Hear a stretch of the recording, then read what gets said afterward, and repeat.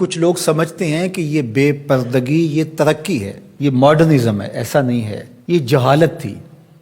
کعبۃ اللہ کا طواف برہنہ کیا جاتا تھا، تو برہنگی یہ جدت نہیں ہے، یہ قدامت ہے، یہ ترقی نہیں ہے، یہ جہالت ہے۔ اس سے اسلام نے نکالا ہے، اور پردے کی طرف اسلام انسانیت کو لے کر کے آیا ہے۔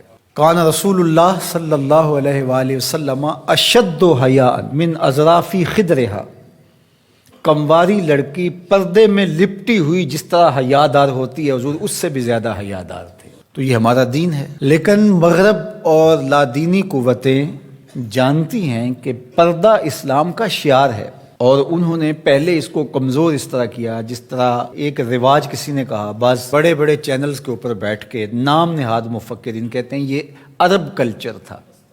عرب کلچر تو برہنگی تھا، عرب کلچر تو برہنہ طواف کرنے کا تھا، گھروں پہ جھنڈے بدکار خواتین کے چھتوں کے اوپر عرب میں لگتے تھے۔ تو یہ پردے کا تصور کلچر نہیں ہے، بلکہ یہ سنت زہرا سلام اللہ علیہا۔ اللہ کے محبوب نے فرمایا ہر دین کی کوئی الگ شناخت ہوتی ہے، الگ پہچان ہوتی ہے، ہر دین کا ایک الگ نشان ہوتا ہے۔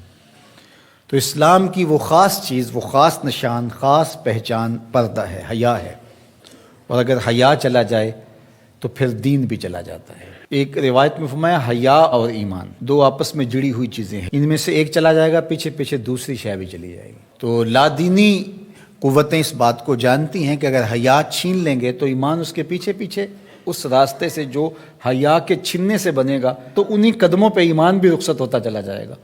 تو لہٰذا ان کو یہ کہو کہ تم ترک ایمان کرو تو یہ تو کبھی راضی نہیں ہوں گے، تو اس لیے انہیں پردے کا ترک کروایا جائے، انہیں حیا کے جوہر سے محروم کیا جائے تاکہ یہ ایمان کے جوہر سے بھی محروم ہو جائیں۔ تو پھر انہوں نے کئی رنگ تراشے، کبھی کہا کہ نظر کا پردہ ہے، کبھی کہا کہ پردہ تو انسان کے دل میں ہوتا ہے۔ تو مجھے بتاؤ آج کا شخص جو شہوتوں سے لتھڑا ہوا ہے، جہاں شہوات کی گندی ہوائیں چل رہی ہیں، اس ماحول کے اندر اگر کوئی یہ بات کہے تو کتنی عجیب ہے، جس ماحول میں تقدس کی باد صبا چلتی تھی اور وہی اترتی تھی، اور جبریل کو وہی لے کر کے آتے صحابہ نے دیکھا تھا، اور قرآن اترتا تھا، اور قرآن پڑھانے والے سکھانے والے خود صاحب قرآن تھے۔ وہ صحابہ، ان کو جب پردے کا حکم دیا گیا اور ان کو نظریں نیچی رکھنے کا حکم دیا گیا، تو میں اور آپ کون ہوتے ہیں؟ جب ابو بکر و عمر کو کہا گیا کہ نگاہوں کو نیچا رکھنا، جب عثمان و علی سے کہا گیا کہ نگاہوں کو نیچا رکھنا، جب سیدہ عائشہ، حضرت ام سلمہ، حضرت میمونہ، حضرت زینب، سیدہ فاطمہ تو زہرا سے کہا گیا کہ تم اپنے پردے کی حفاظت کرنا، تو مجھے بتائیے اس تقدس مآب ماحول کے اندر بھی جب پردہ کرنے کے لیے مومنوں کی ماؤں کو حکم دیا گیا، اور ابو بکر و عمر، عثمان و علی عشرہ مبشرہ جن کی جنت کی ضمانت بھی رسول اللہ نے دی ہے، تو جب ان کو بھی کہا گیا کہ نگاہوں کو نیچا رکھنا، تو میں اور آپ کس شمار میں ہیں؟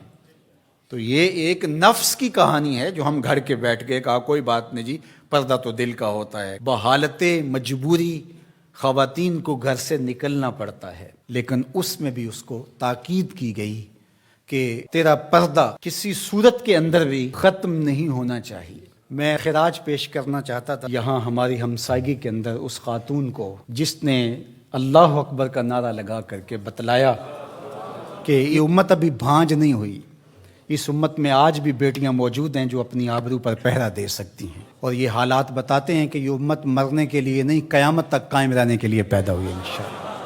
اس دبی ہوئی راکھ میں چنگاریاں موجود ہیں، جو وقت آیا تو شعلہ جوالہ بھی بن جائیں گے انشاءاللہ العزیز۔ اقبال نے ایک بات کہی تھی، اگر پندے ز درویش پذیری، ہزار امت بمیرت تو نہ میری، بطول باش و پنہا شو ازیں اثر کہ در آغوش شبیر بگیری۔ اقبال کہتا ہے اس فقیر کی ایک بات مان لے، ساری امتیں مر جائیں گی، امت مسلمہ تجھے زوال نہیں آئے گا، اور وہ کیا؟ بطول باش، بطول بن جا اور زمانے کی نظروں سے پوشیدہ ہو جا، پھر تیری آغوش میں بھی حسین ابن علی جیسے بیٹے جنم لیا کریں گے، ان کے جانشین تیری گود میں بھی پیدا ہوں گے۔ تو اس لیے پردہ ہماری شناخت ہے۔ آج جو کہتی ہیں جناب پردہ پردہ، یہ کیا ہے؟ یہ تو کٹھ ملا کی اصطلاح ہے، کچھ بولتی ہے جناب یہ دقیانوسیت ہے، کوئی کہتے ہیں یہ زمانہ قدیم کی کہانیاں ہیں۔ جب قبر میں اتریں گے تو اس وقت مرد کے لیے 3 چادریں، عورت کے لیے اسلام نے پھر بھی 5 چادریں رکھی ہیں اس وقت. اس کا کفن بھی الگ رکھا ہے اس لیے کہ وہ پردے کی چیز ہے. تو کیا کوئی عورت کہتی ہے کہ مجھے اسکرٹ میں دفن کر دیا جائے، میں بے پردہ قبر میں جانا چاہتی ہوں؟ اس وقت تو سب کہتے ہیں تنیاں بھی باندھ دی جائیں، اس وقت محارم قریب آ جائیں جو لحد میں اتاریں. تو اگر زندگی کے بعد بھی پردے میں لپٹ کے جانا ہے تو ساری